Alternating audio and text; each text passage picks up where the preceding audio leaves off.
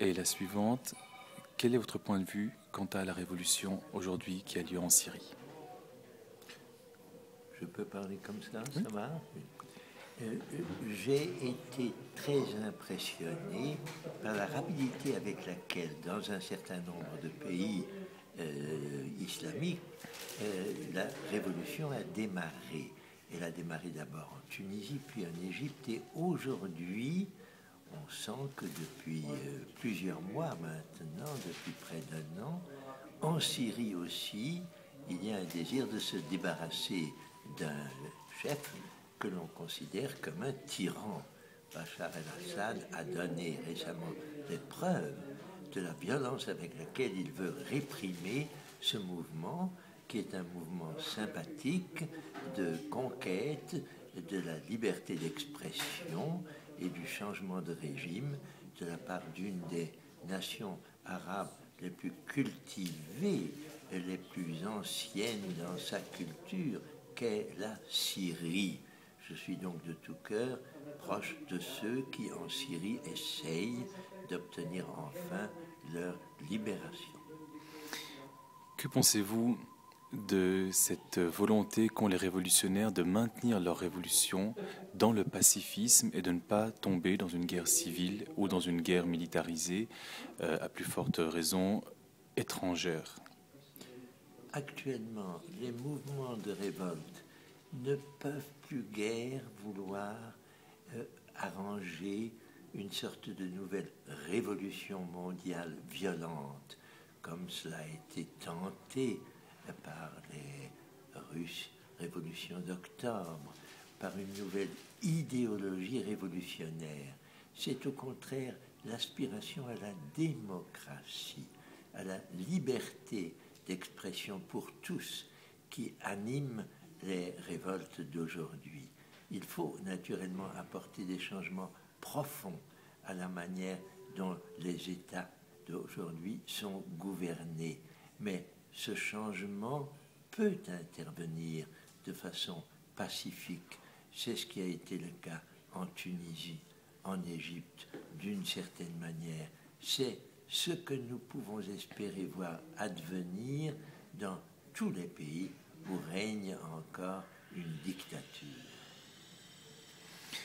Est-ce que vous pensez qu'il est possible de concevoir aujourd'hui des démocraties dans ces pays où la religion a sa place, sa limite, et où la politique a sa place et sa limite, une séparation entre la religion et la politique est-elle quelque chose d'envisageable dans ces pays, comme il est envisagé dans les pays européens qui prônent la laïcité?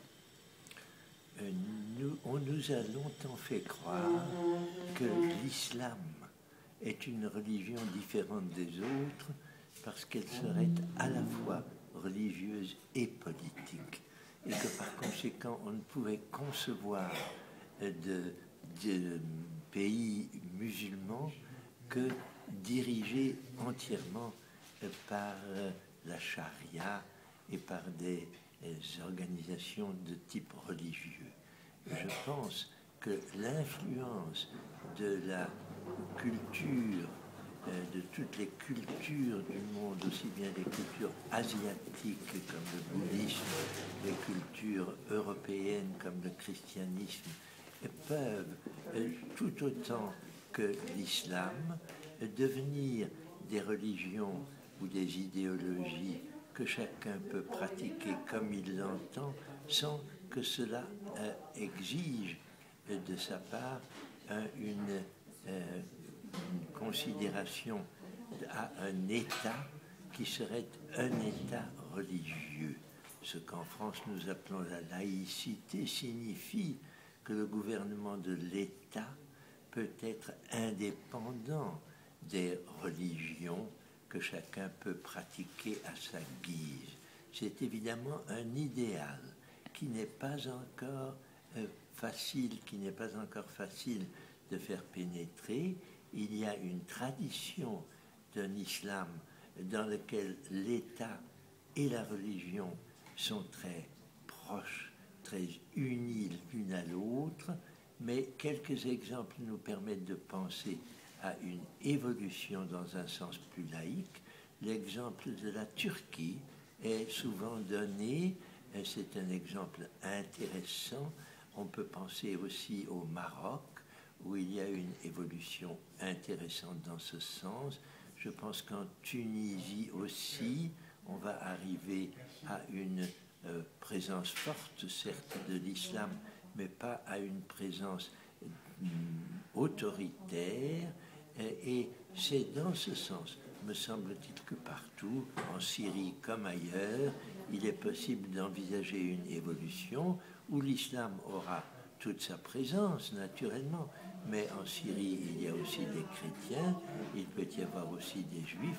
Il n'y a pas de raison que la Syrie ne soit pas à son tour un pays où les religions peuvent vivre en bonne harmonie les unes avec les autres. Une dernière question. Est-ce que vous pensez que la chute de ces dictateurs va pouvoir permettre un jour aux pays arabes et à Israël de vivre enfin bien ensemble, et particulièrement au peuple juif et au peuple musulman et au peuple chrétien de se retrouver et de retrouver une harmonie de vie ensemble? Notre objectif à tous est évidemment d'en arriver à ce que les grandes religions monothéistes et les autres, les religions, les idéologies asiatiques, puissent trouver une harmonie entre elles, s'interféconder, apprendre les unes des autres des valeurs, à condition que les valeurs fondamentales, celles qui sont à la base de la dignité de la personne humaine, soient respectées par les unes comme par les autres. C'est l'objectif auquel nous convie la Charte des Nations Unies. C'est là-dessus que nous devons nous orienter les uns et les autres, et surtout la nouvelle jeune génération, pour arriver à un monde harmonieux où juifs, musulmans, chrétiens, bouddhistes peuvent vivre ensemble sans se combattre. Merveilleux. Un dernier message pour le peuple syrien en ce moment. Qu'est-ce que vous voulez lui dire?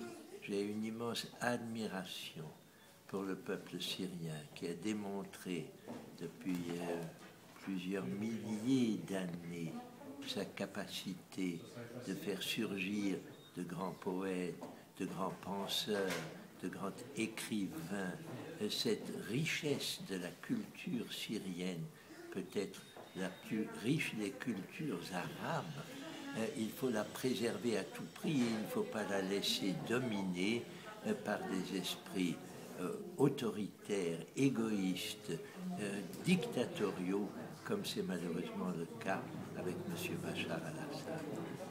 Merci, M. Stéphane Hessel, et merci pour ce que vous nous avez donné comme leçon de courage, de force et d'indignation. On vous remercie 1000 fois. Merci à vous.